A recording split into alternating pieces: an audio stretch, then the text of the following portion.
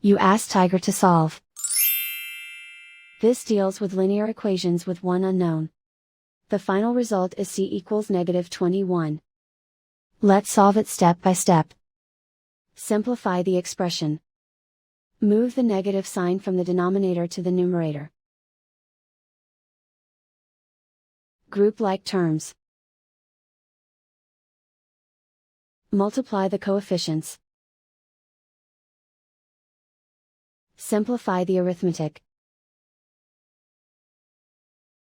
Isolate the c.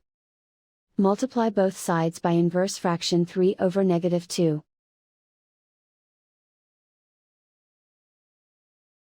Move the negative sign from the denominator to the numerator. Group like terms. Multiply the coefficients. Simplify the arithmetic.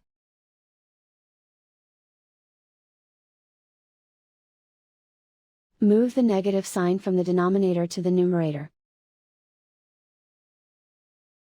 Multiply the fractions.